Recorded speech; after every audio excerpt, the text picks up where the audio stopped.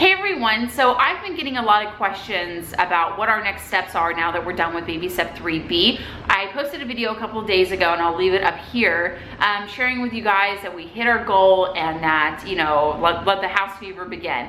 And I've been trying to answer questions, in the comments, but I thought it would be easier if I just kind of sat down and did a video kind of answering some of y'all's, frequently asked questions. We hit our goal in baby step 3B, and our goal that we had was a minimum amount that we wanted to have in our bank account before we would even, start looking at properties. So my husband and I both said, we're gonna have $20,000 in that account, and that's gonna be the absolute minimum before we even start to, get in our car and physically drive to a property, on the weekends and check it out. Of course, we can window shop and all that stuff, but I just know my personality and I have house fever, and I could just see myself falling in love with a piece of real estate and, not having the money, to buy it the right way like I want to. So again, we said a $20,000 minimum, and then we can start, pursuing what the next steps are in order to buy a house. So I've already contacted my realtor. We're gonna work with somebody that we've worked with several times before in the past. She's the only person we've actually ever used.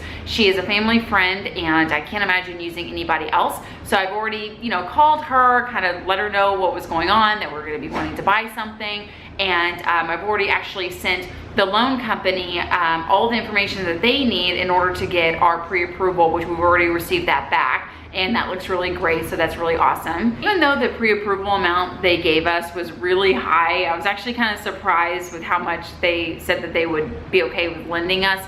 We're not gonna be going up to that amount at all. So we plan on using at least just half of that amount. And so the most important thing for me when it comes to our future home, and we have a couple of different things, of course, which are, of importance, but the very first one, of course, is a school, good school district for Connor, and our future children, of course. It's just real important to me that we don't look over that, and that we, make a smart choice with the community and the school district, and things like that. So there's a couple of different suburbs outside of Houston that we've already kind of said, okay, these 3 areas would work really well for what it is that we're looking for. The second thing, of course, is location. I don't really care if we're in a neighborhood again, or if we're going to be out more on a country type setting. Of course, I would prefer to have a little bit more elbow room and to be on a larger lot, instead of just kind of stacked on top of each other in some of these cookie cutter style neighborhoods, just because we've already kind of done that, and I think Matt and I both just would appreciate a little bit of elbow room. And so that's kind of the number one type of house that we would want, something on maybe an acre or less, and just something that's easy to maintain, but again kind of gives us a little bit of space. So of course we're not going to compromise at all when it comes to safe neighborhoods and safety and all that kind of stuff. I mean, fortunately we live in an area that's pretty safe anyway, but I'm not gonna buy a cheap house on the bad side of town. It's just not gonna happen. The other thing that I'm looking for is the actual structure part of the house. I'm fine with your typical 3-bedroom, 2-bath, 2-car garage, 1,700 square foot home, pretty similar to kind of what we are in right now.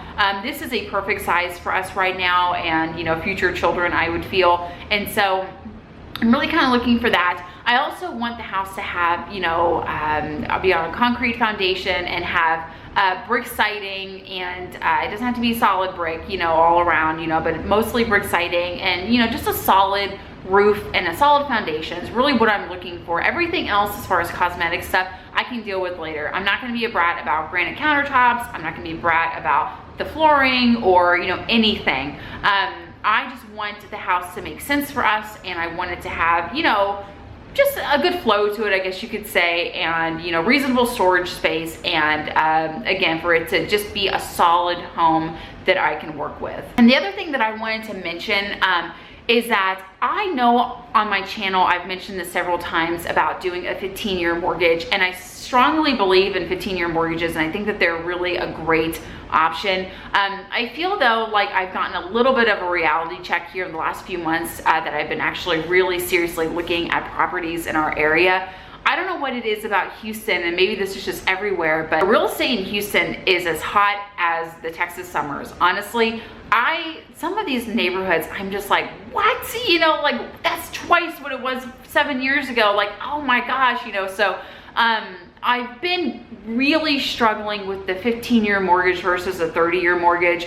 For a very long time, I was like 15-year, nothing else 15-year. But the more and more I was looking at homes and kind of like where it is that we would want to be in good school districts and neighborhoods and things like that, the houses that I was finding, I was just really not comfortable with the idea of like buying that house just for the sake of having a 15-year mortgage. I know Dave Ramsey is always preaching about that. He says, you know, just pretend like those are the only ones that exist, but I don't know. I don't know if we're gonna be able to make that happen. And it's really hard for me to say that because I've just been preaching that for so long. But for the most part, we have followed Dave Ramsey's plan like to a T. Like, we have not altered anything, we've not really changed anything.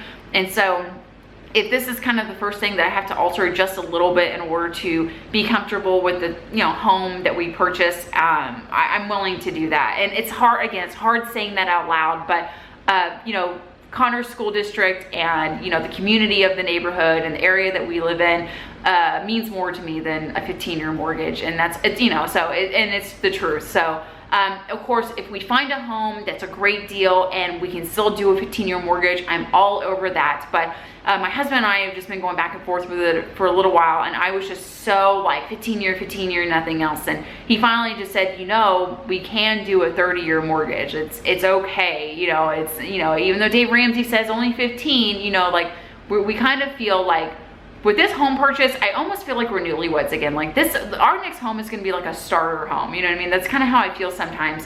And so I'm okay with, you know, doing the 30-year mortgage and trying to pay it off like it's a 15, and just really being disciplined about that when we can. So, you know, again, we just have some, you know, financial goals that we want to still be pursuing after we get our house. So it's just important to me that, you know, we set ourselves up, you know, the best way we can. Another thing I wanted to mention was that, you know, some of the money that we are saving in Baby Step 3B is not going to be going, you know, 100% towards the down payment on our house. I've mentioned this before. I want to set aside anywhere from $3,000 to $5,000 for things that I want and or need, you know, for the new house. I've mentioned this before. I want to get a new deep freezer. We kind of need a new table. Our table's pretty scuffed up. There's a few pieces of furniture here and there that, you know, I want to get, or I want to get like a nice rug. But mostly I want that money set aside for, you know, if the house needs paint, if it needs new carpet, if it needs some laminate floors, if we have to, you know, address something right when we move in, we have that money set aside so we don't have to really dip into our emergency fund. The emergency fund for me is sacred. Like, unless my head falls off, I've said that before, I don't want to touch it, you know. So it's like, it's just really important to me that we just never touch that emergency fund unless we absolutely needed to. So again, I want to have just a little bit more money set aside to you know, cover some unexpected expenses and or, you know, things for the house. And again, now that we're done with Baby Step 3B, we're not just gonna jump into, you know, any house. We're definitely gonna take our time. I already told our realtor that. And, you know, we plan on, you know, trying to find a house that will really work for us. We really want to get a deal. But at the same time, we want to be happy, you know. So I feel like this is not going to be quick. I feel like maybe in the next anywhere from, you know, 2 to 6 months or 8 months or whatever is when we'll make that move happen. But until then, we're still going to be putting money into our Baby Step 3B to help beef that up even more. And I might have mentioned already, anywhere from $2,500 to $3,000 a month, just every month, into that account until we buy our next home. So I guess that's all I have for you guys, and I hope I answered your questions. If you have any more, leave them below and I'll be happy to answer them. And thanks so much for watching, and I'll see y'all in the next video.